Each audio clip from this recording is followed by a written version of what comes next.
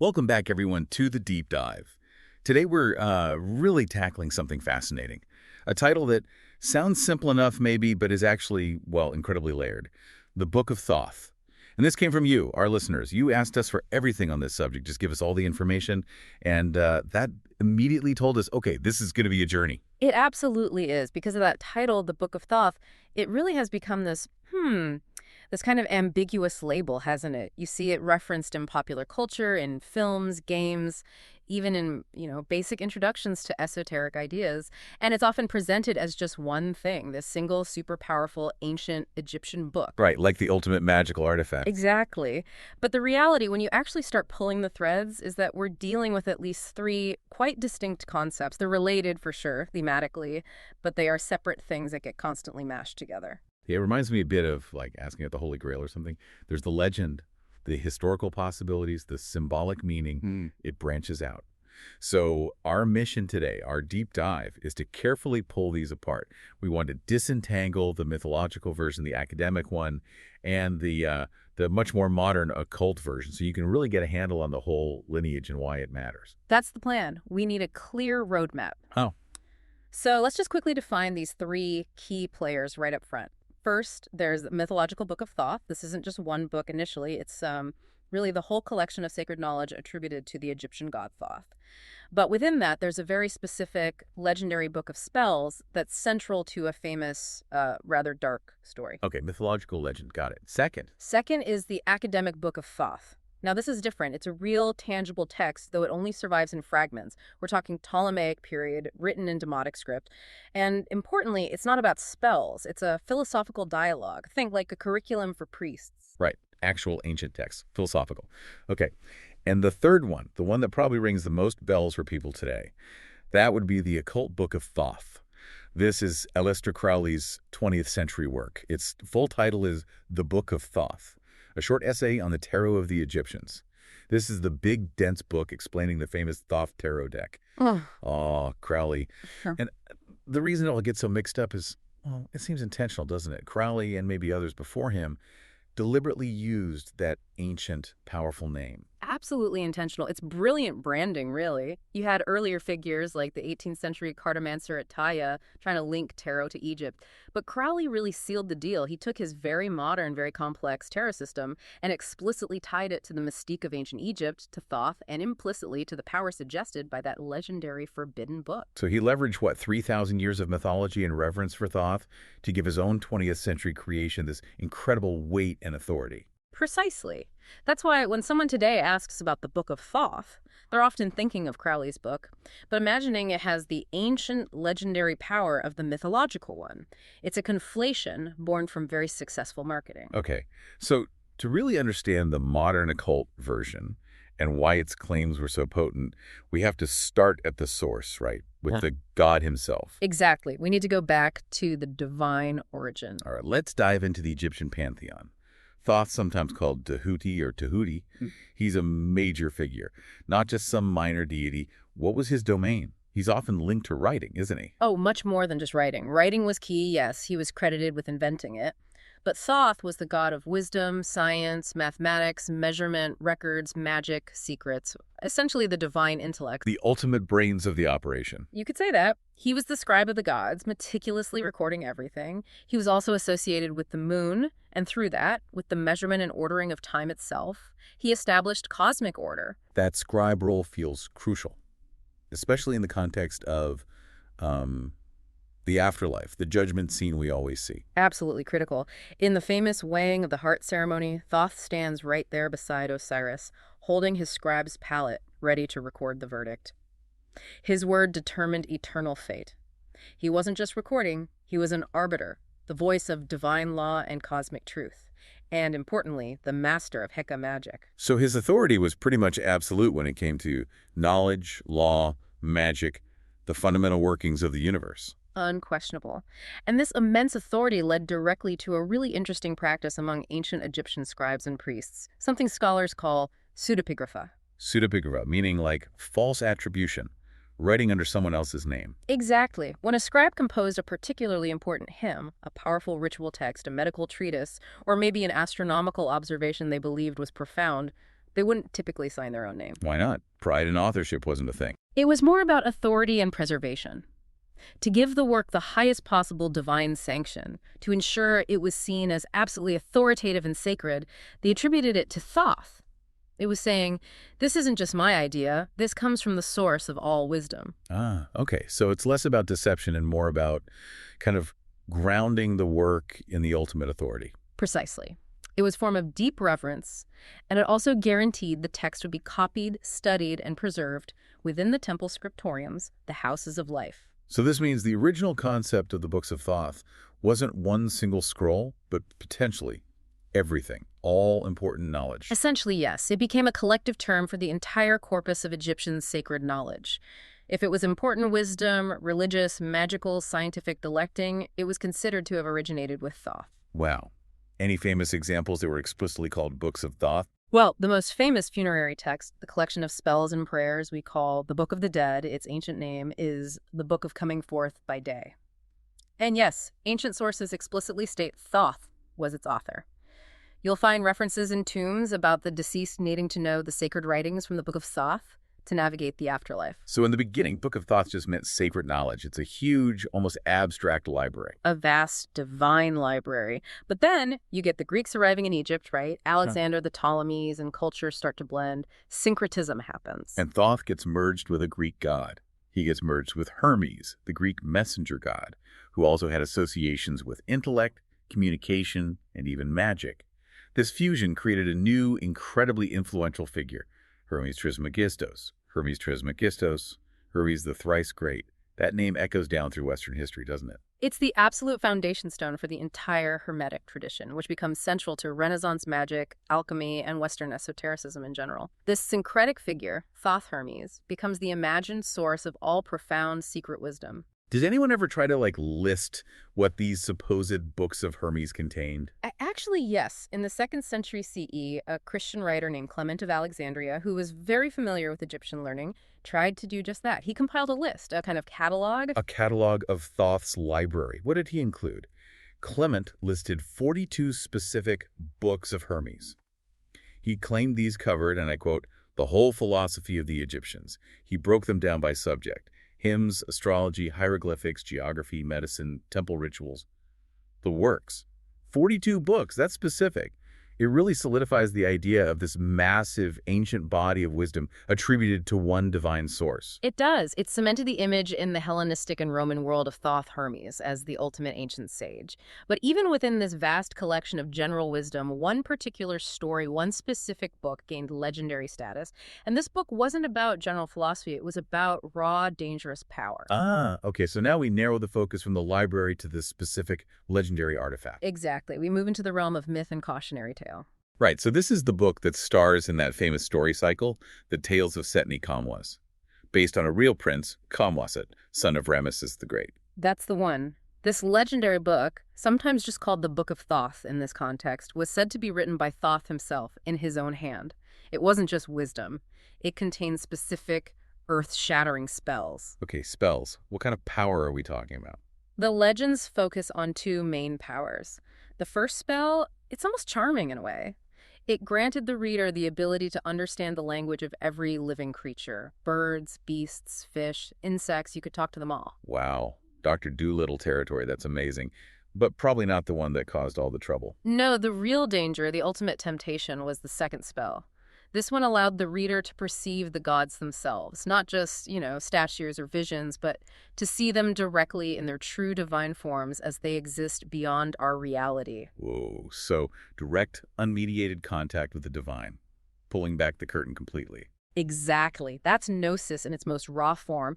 Knowledge that doesn't just inform you, it transforms you. It fundamentally alters your place in the cosmos. It's the kind of power that gods possess, not mortals. Okay, I can see why Soph might think, maybe I should hide this somewhere safe. Safe is an understatement. The lengths Thoth went to secure this book are legendary in themselves. It speaks volumes about how utterly forbidden this knowledge was considered. Where did he put it? And how did he lock it up? He supposedly sunk it deep in the Nile River near the city of Coptos. But just dropping it in the water wasn't enough. It was placed inside a series of nested boxes, like the ultimate magical Russian doll. Nested boxes. Tell me more. Okay, get this. The outermost box was made of solid iron. Inside that, a box of bronze. Inside the bronze, a box of sycamore wood. Inside the sycamore, a beautiful box of ebony and ivory. Inside that, a box of silver. And finally, the innermost box, containing the papyrus scroll itself, was made of pure gold.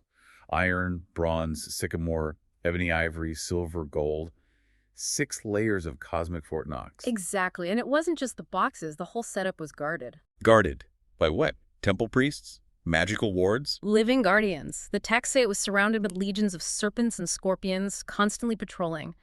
But the ultimate guardian was a single, massive, immortal serpent coiled around the boxes. A creature that could not be killed by any mortal means. An unkillable giant snake guarding 6 magic boxes at the bottom of the Nile. Okay, the message seems pretty clear. Do not touch. Crystal clear. This isn't just security, it's a divine proclamation. This knowledge is off limits. Attempting to retrieve it is cosmic treason. And yet, someone always tries, right? This leads us to the tragic part of the story, starting with Prince Neferkapta. Neferkapta is the first named character who finds the location.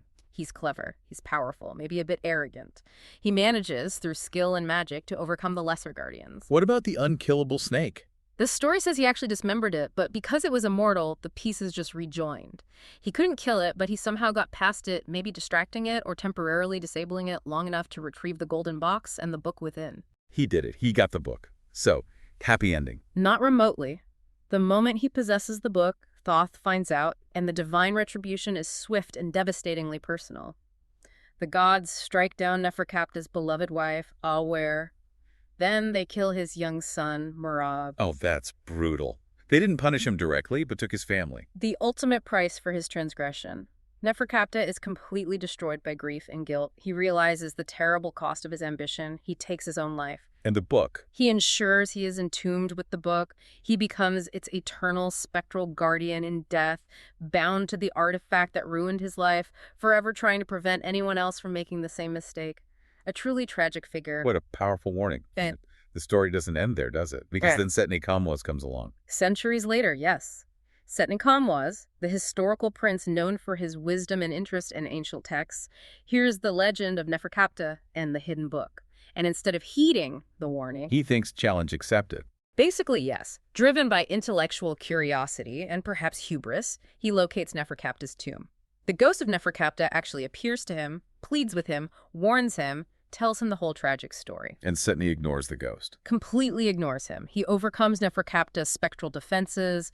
There's even a magical board game involved, Senate, and physically takes the book from the mummy's grasp. He steals it. Okay, so now Setni has the book. Does his family immediately drop dead? The curse hits him instantly, but it's different this time. It's psychological, insidious. Almost immediately after leaving the tomb, he encounters a woman named Tabubu.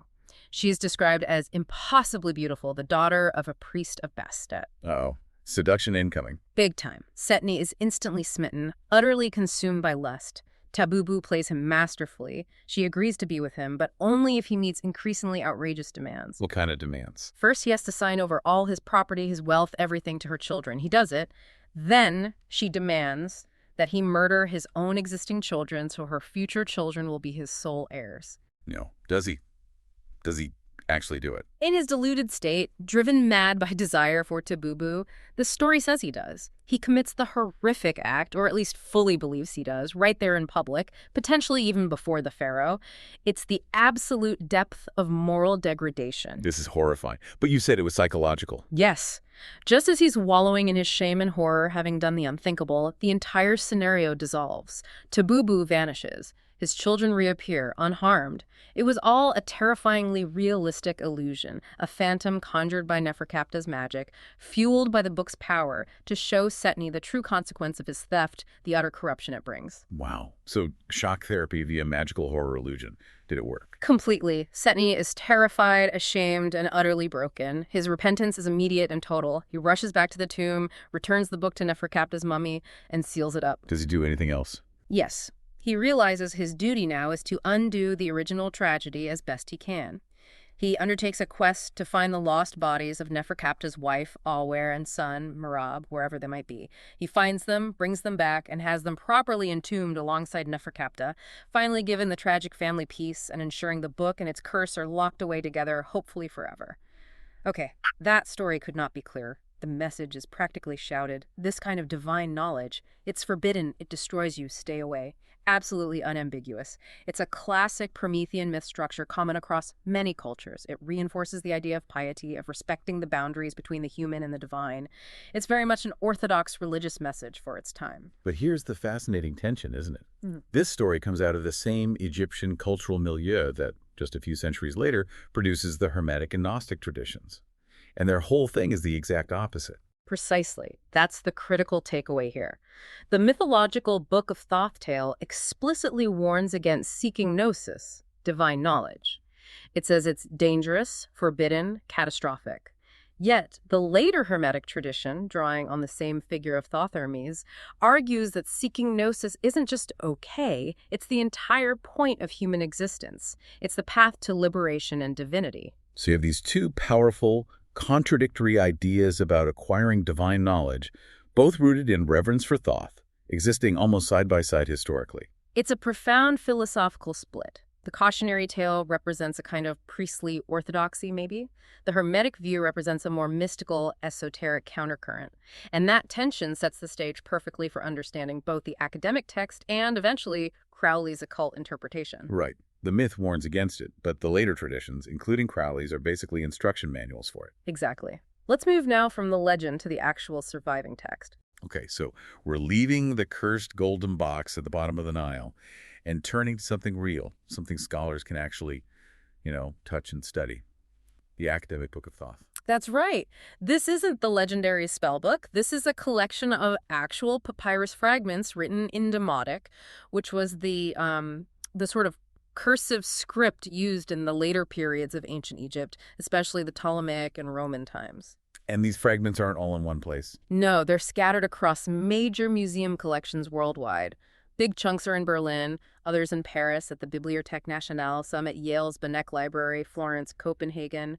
Scholars have painstakingly pieced together what they can from over 40 different fragmentary manuscripts. So it must have been a reasonably well-known or important text in its day if so many copies existed, likely copied in those temple scriptoriums, the houses of life. That's the strong assumption, yes. The Paranko, the House of Life, was the center of sacred learning and copying. This text feels very much like something produced and studied within that elite priestly environment. And its content and structure are what make it so fascinating, especially for people interested in the history of Western philosophy and esotericism. The dialogue, right? Yes, the structure is key. It's presented primarily as a dialogue, a conversation between a divine teacher and a mortal student. This immediately feels different from, say, a list of spells or hymns. It feels philosophical, educational. Like Plato's dialogues almost. Who are the speakers? The divine teacher figure is referred to by an epithet that scholars translate as he who praises knowledge. And evidence within the text strongly identifies this figure as a manifestation of Thoth himself. Okay, Thoth is the teacher and the student. The student, the mortal disciple receiving the instruction, is called he who loves knowledge. It's assumed this represents an aspiring priest or scribe undergoing advanced initiation into sacred wisdom. So the text is essentially a record of Thoth teaching a priest everything he needs to know, a kind of divine curriculum. That's exactly how it reads. It's a comprehensive training program covering the knowledge essential for the highest levels of the Egyptian priesthood in that late period. What kind of topics does this curriculum cover? Is it all abstract theology or practical stuff too? It's a mix, covering the full gamut. There are sections discussing the proper duties and knowledge of scribes, details about complex temple rituals, the true nature of the gods, the significance of sacred animals. This is very thorough. Anything particularly stand out? Yes, there's a significant portion dealing with sacred geography.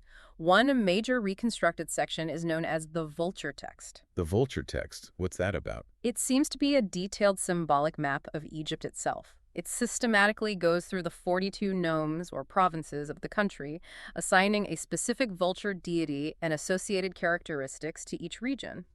It lays out the sacred architecture and power dynamics of the entire land. Wow. So it's cosmology, theology, ritual practice, and even kind of political religious geography all rolled into one. And detailed knowledge of the Duat, the Egyptian underworld or afterlife realm, is also a major component.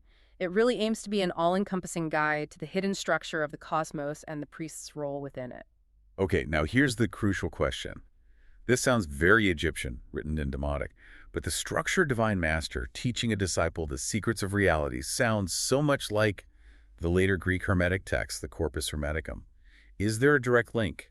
Is this the missing piece connecting pharaonic wisdom to Hellenistic esotericism? That's exactly why this text is so electrifying for scholars. There's a smoking gun, so to speak. Remember Hermes, Trismegistus, Hermes the thrice great, that fusion of Thoth and Hermes? Yeah, the figurehead of the whole Hermetic tradition.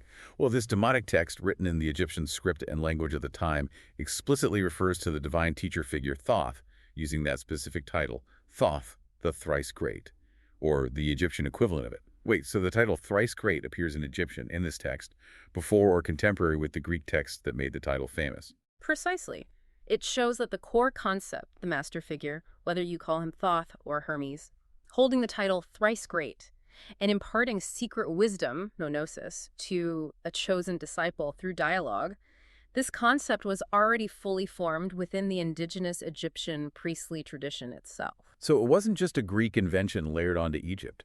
The Egyptians themselves were already working with this thrice great master-disciple framework for transmitting deep knowledge. Yes.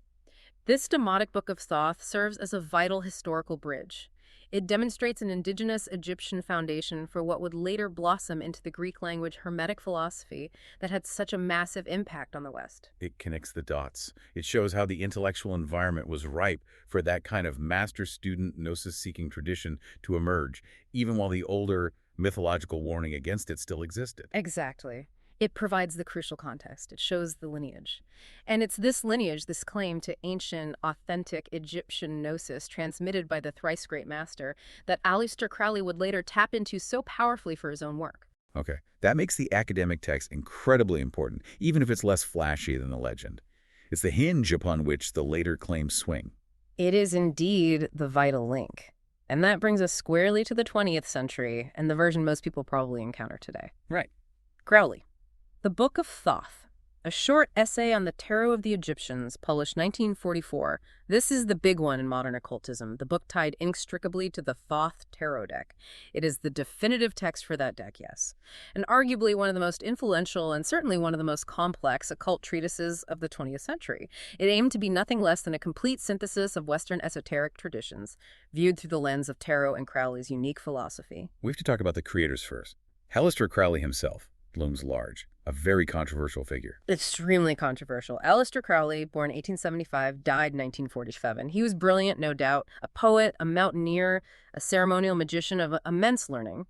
But he actively cultivated an image as an iconoclast, a rebel against Victorian morality, Christian dogma, societal norms. Leading the British tabloids to famously dub him the wickedest man in the world. Indeed. He embraced notoriety.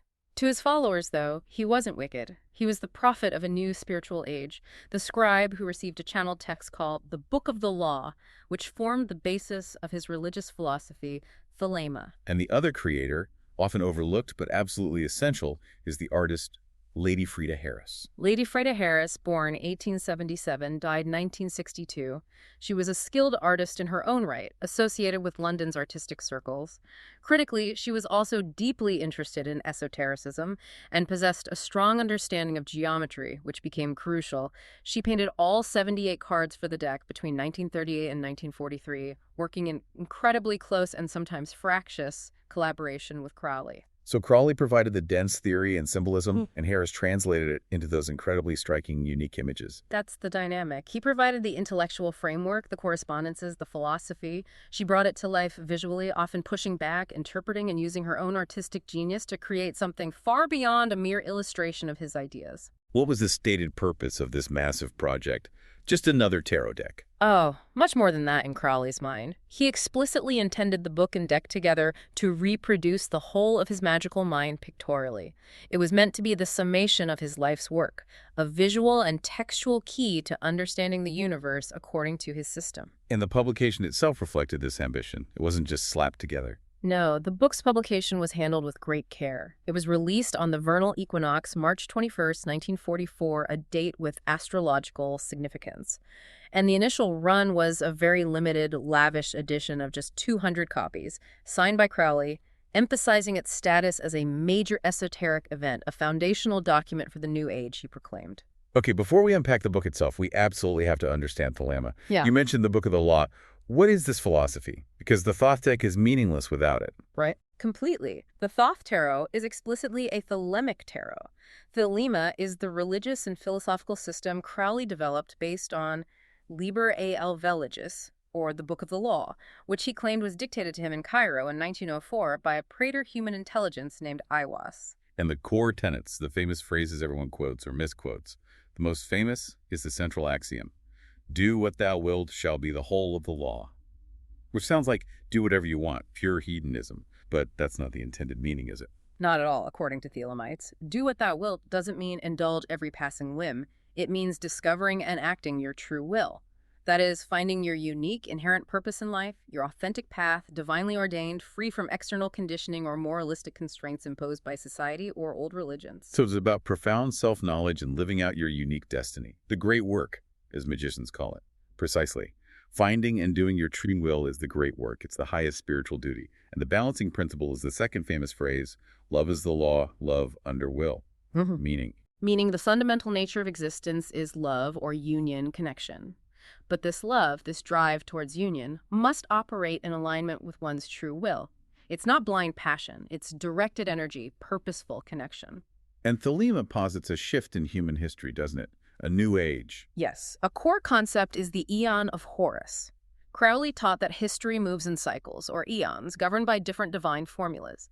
Around 1904, humanity supposedly transitioned from the age of Osiris, characterized by patriarchal rule, self-sacrifice, and dying gods, into the Aeon of Horus, the crowned and conquering child. The age of the child, what does that signify? It signifies an age of self-realization, individual sovereignty, freedom from guilt, and taking personal responsibility for one's spiritual path.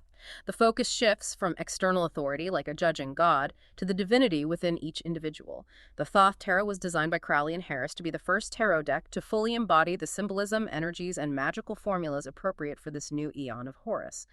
Okay, that context is vital. Now back to the collaboration. It lasted 5 years.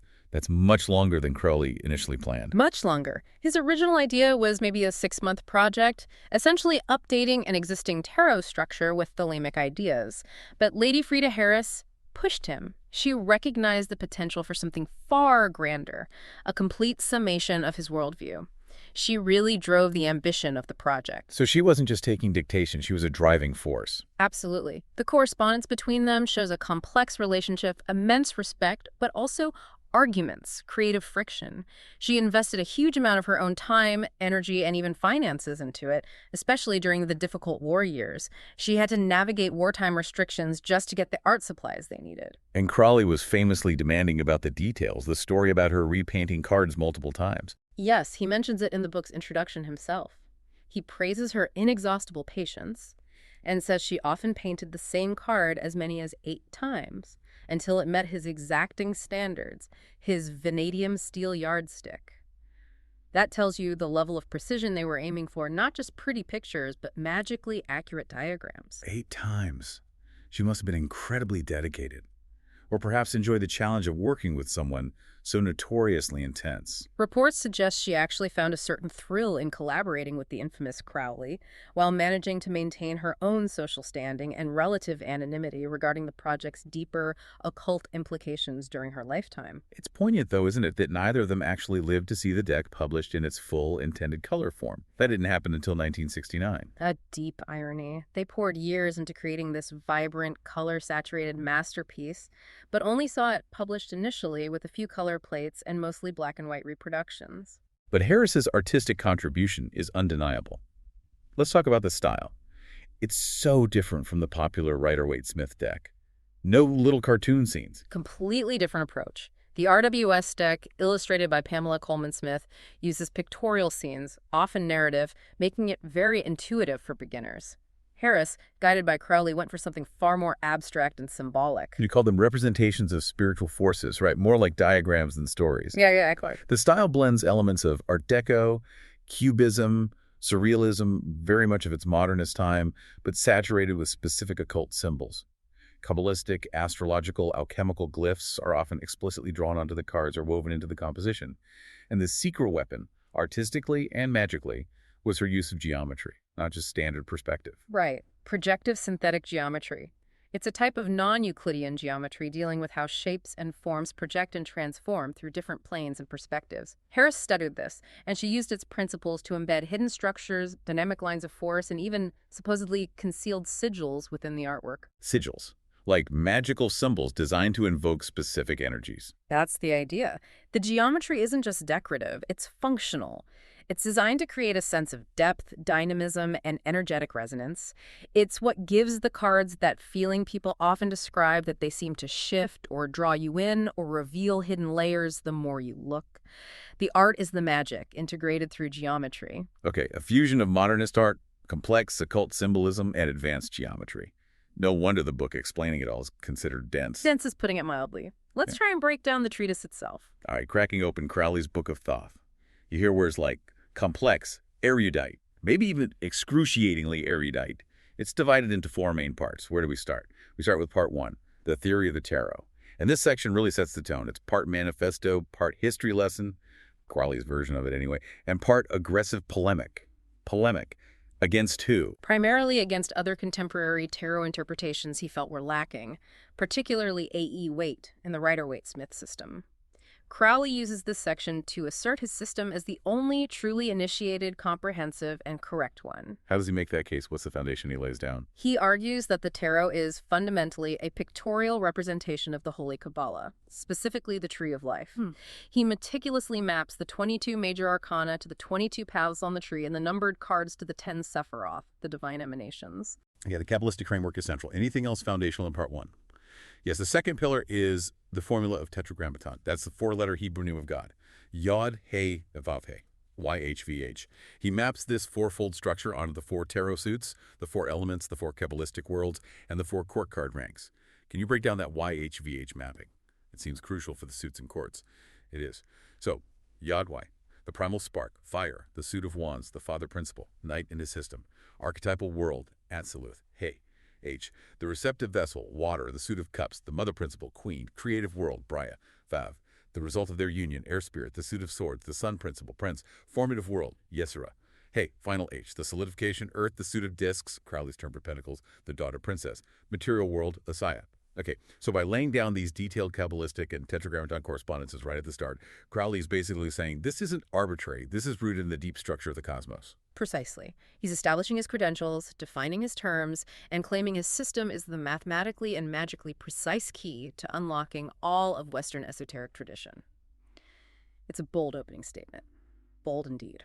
Okay, that leads us to part two, the ATU, which is his name for the major arcana, right? The trumps. Yes, ATU, possibly derived from an Egyptian word or related to the paths on the Tree of Life.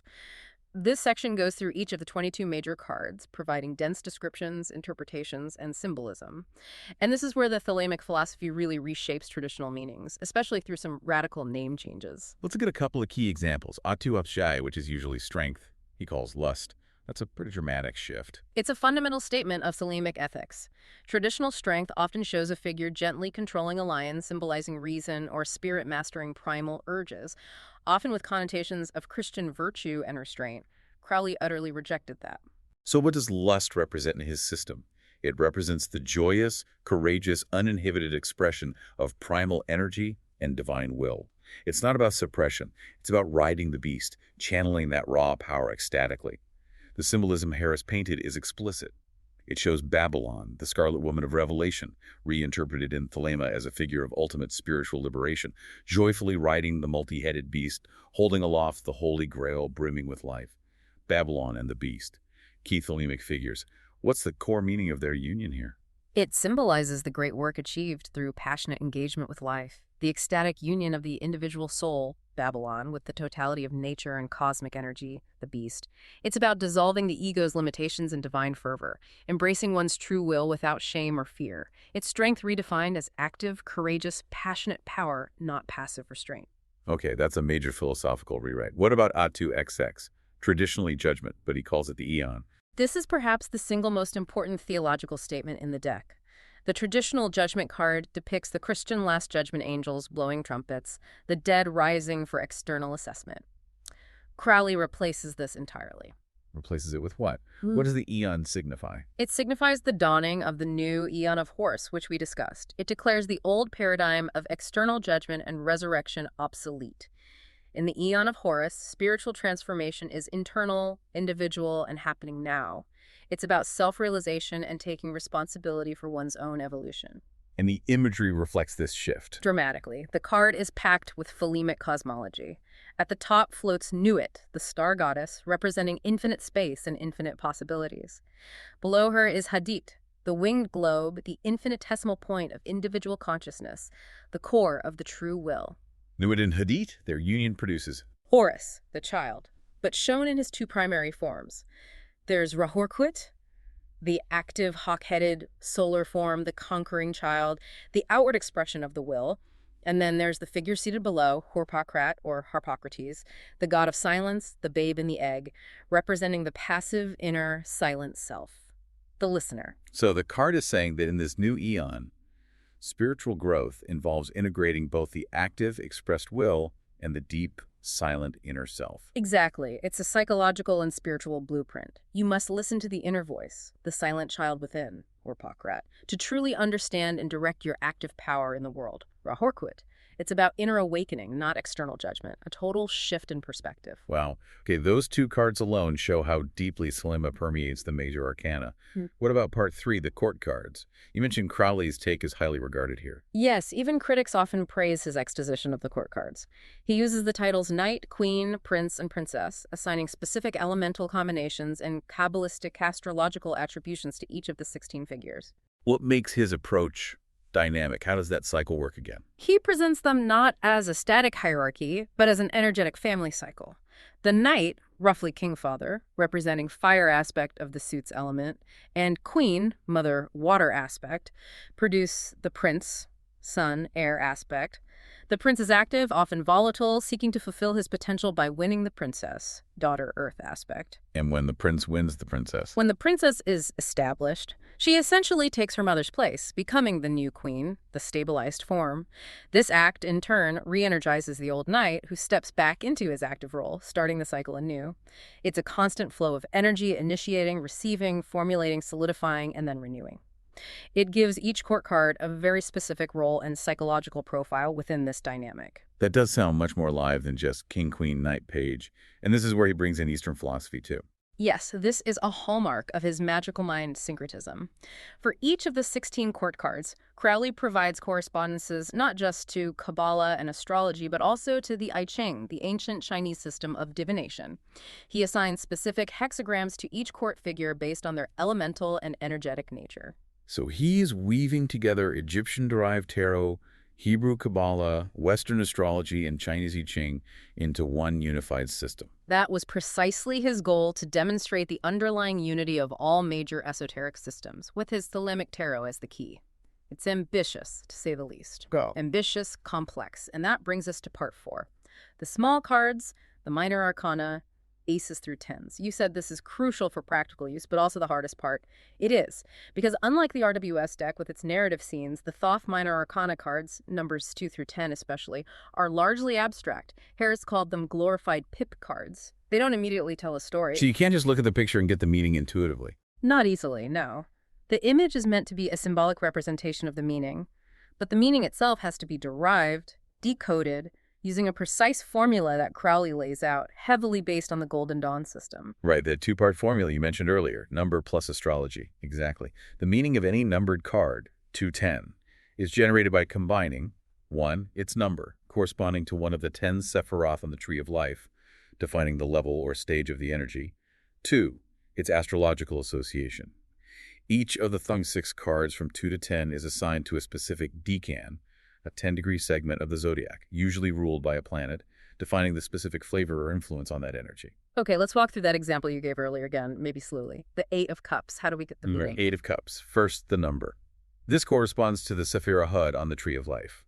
Hud is associated with intellect, communication, but also structure that can become rigid. Sometimes relates to Mercury, volatility, complexity, even deceit or fragmentation. So, number 8 brings an intellectual, potentially scattered or anxious quality. Okay, Hod, intellect, complexity, and anxiety. What's next? Second, the suit, Cups. Cups correspond to the element water, representing emotions, intuition, relationships, flow. So Hod, intellect, anxiety meets Cups, emotions. Already sounds potentially conflicted. It does. Now, a third layer, the astrology. The Eight of Cups is assigned to the first decan of Pisces, which is ruled by Saturn. Saturn in Pisces. Saturn's restriction, limitation, weight, melancholy. Pisces is watery, emotional, sensitive, perhaps boundaryless. Exactly. So you put it all together. Hod's intellectual anxiety and complexity apply to the emotional realm of Cups under the heavy, restrictive, melancholic influence of Saturn and the watery, boundaryless sign of Pisces. Okay, I'm kidding. Emotional stagnation. Feeling stuck in a bad emotional place, maybe overthinking it. Low energy, that's the core meaning Crowley derives. Indolence, abandonment of success, a quagmire of slimy unpleasantness. The energy is stuck, heavy, emotionally waterlogged, and intellectually going nowhere pleasant. The abstract image on the card with the drooping lotuses and fouled water is meant to evoke that feeling after you understand the formula. Wow, okay. That is not simple. You really have to learn the Kabbalah, the astrology, and Crowley's specific interpretations to even begin reading the minor arcana effectively. It is absolutely a system that demands study. It's not designed for casual, intuitive reading in the way the RWS deck often is. It forces you to engage with the underlying structure. It's powerful, but definitely, as often stated, not for beginners. That detailed breakdown really highlights the difference. So let's explicitly compare Thoth and RWS Rider-Waite-Smith for someone trying to choose or understand them. They both came out of the Golden Dawn tradition, but they went in very different directions. Very different. Accessibility is the first major point. RWS, with its pictorial scenes, is designed for intuitive understanding. You can look at the Three of Swords and immediately feel sorrow or heartbreak. It tells a story. It follows a relatively clear narrative arc, the Fool's Journey. Whereas Thoth demands intellectual engagement first. You have to learn the system, Kabbalah, astrology, Thelema to unlock the meanings. It's less a linear story and more like a complex web of interconnected symbols and energies, a web of doors, as some call it. So different uses, too. RWS for straightforward guidance, Thoth for something else. Often, yes. RWS is brilliant for psychological insight, everyday advice, understanding interpersonal dynamics. Thoth is often favored for deeper, more complex readings, exploring underlying spiritual or karmic patterns, cosmic fortune-telling, as some put it, or intense psychological excavation, really digging into the shadow work. Its abstraction forces the reader to project and synthesize more. And the symbolism itself is presented differently. RWS might hint at esoteric ideas, but Thoth puts them front and center. Absolutely. On many Thoth cards, the Hebrew letters, planetary glyphs, zodiacal signs are explicitly printed right there, or woven into the geometry. The esoteric structure isn't hidden. It is the card's primary language. You can't ignore it. Plus those key structural differences, like the swapped trumps justice adjustment and strength lust. They literally don't read the same way. No, the numbering and placement affect the flow and interpretation significantly. Thoth uses the older pre-weight ordering, putting adjustment justice at 8th and lust strength at 11. That changes the Fool's Journey, if you even read it that way. Okay, that covers the practical differences. Now, the elephant in the room, the Crowley problem. His personal reputation casts a long shadow. It's unavoidable. Crowley's life and writings were intentionally provocative. He challenged sexual mores, religious norms, political structures, and his personal behavior, by many accounts, involved manipulation, exploitation, and actions that were genuinely harmful to others. Critics often use terms like misogynist, racist, abuser, based on his writings and reported actions. So for some people, using his deck feels tainted, like inviting bad energy or endorsing the man. That's a very real concern for some practitioners. They feel the deck might carry bad juju, or that using it implicitly condones Crowley's behavior. It's an ethical barrier for them. What's the counter-argument? How do people who use and admire the deck reconcile this? There are a few common arguments. One is to emphasize Lady Frida Harris's role. She was the artist. Her energy and intent are deeply embedded in the images, perhaps more so than Crowley's direct influence on the final visual form. Separating the art from the theorist? Partly. Another argument is the classic separate the art from the artist stance. They argue that the system itself, the synthesis of Kabbalah, astrology, tarot, Thelema, is a towering intellectual and magical achievement, regardless of the creator's personal flaws. Its brilliance and utility can be appreciated on their own merits. So study the system, use the tool, but don't idolize the man. That's the approach many take. Engage critically with the ideas and the structure, recognize its historical significance, but maintain ethical distance from Crowley's personal life and more problematic philosophical pronouncements. It's a complex issue. But the controversy doesn't end with Crowley's personality. There are also deep critiques of the system itself, arguing it's not as perfect as Crowley claimed, that it's fundamentally flawed mathematically or numerologically. Yes, this is fascinating. Despite its reputation for precision, some esoteric scholars argue that the Golden Dawn system Crowley inherited and codified in Thoth contains significant structural errors, particularly concerning numerology and the zodiac. What's the issue with the numbers, specifically the tens? The critique centers on the Kabbalistic understanding of numbers. The Tree of Life culminates in the 10th Sephira Malkuth kingdom, representing the material world. However, numerologically, 10 reduces to 1. 1 plus 0 equals 1, which corresponds to Kether, the beginning, pure potential. So the tens, instead of representing final completion or endings, actually loop back to beginnings. Well, that's the argument. It means the system, structured this way, doesn't allow for genuine closure within the numbered suits. The cycle ends by starting over, which might not reflect the full spectrum of experience. True completion, some argue, resides in the nines, representing Yesod, the foundation just before manifestation. Interesting. And the other major flaw relates to the decans and the law of three. Right. The law of three, like thesis, antithesis, synthesis, or the three gunas in Hinduism or magical triads, is considered fundamental. In Kabbalah, the primary triads on the Tree of Life are often seen as 1, 2, 3, initiation, 4, 5, 6, stabilization, 7, 8, 9, integration, completion. Okay, those triads make sense. How does Crowley's system allegedly mess this up with the astrological decans? The Golden Dawn system, which Crowley follows, maps the 36 decans, 3 per zodiac sign, to the numbered cards starting from the 2s, in sequences like 2, 3, 4 for the first sign, Aries, 5, 6, 7 for the second, Taurus, and so on. So the sequences are 2, 3, 4, 5, 6, 7, 8, 9, 10. Exactly. The critique is that by starting the decan attributions with the 2s, 5s, and 8s, instead of aligning them with the natural starting points of the triads, 1s, 4s, 7s, the system fundamentally misaligns the planetary rulers of the decans with the core energetic structure of the Kabbalistic numbers. It supposedly breaks the elegant symmetry and introduces a foundational flaw into the astrological mapping. So, the great paradox. A system renowned for its intricate structure, aiming for mathematical perfection, might be built on a slightly wonky foundation, according to some esoteric theories. That's the profound critique.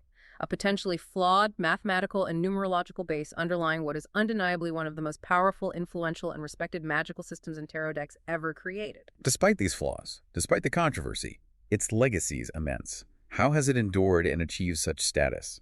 Its influence is undeniable. Within the esoteric community, the book is a classic.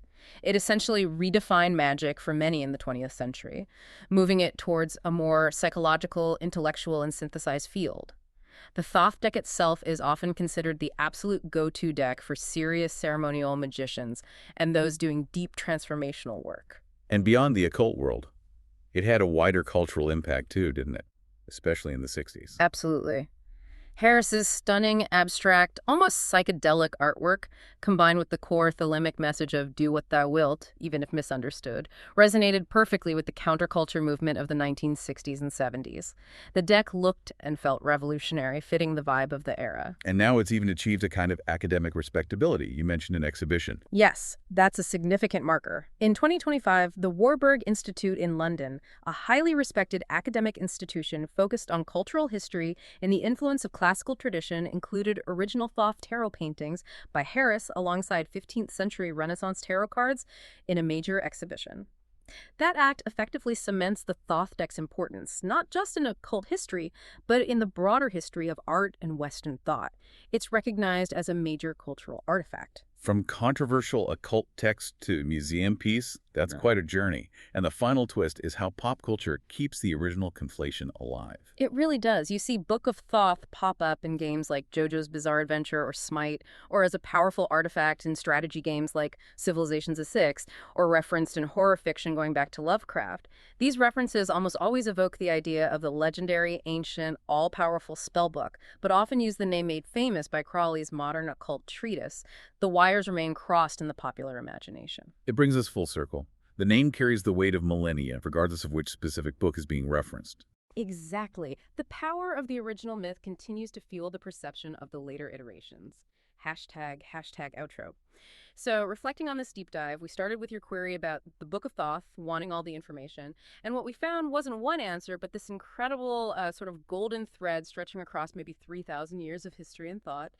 We disentangled three distinct realities tied to that name. First, the mythological Book of Thoth, born from Egyptian reverence for the god of wisdom, but crystallizing into a specific legendary artifact in a story that serves as a stark, powerful warning against seeking forbidden divine knowledge. It says, "Don't go there, it leads to ruin." Then we uncovered the academic Book of Thoth, a real, tangible, fragmented demonic text. Not spells, but a philosophical dialogue, a priestly curriculum. Crucially, it acts as that historical bridge, showing the indigenous Egyptian roots, including the thrice great title for the later Hermetic quest for Gnosis.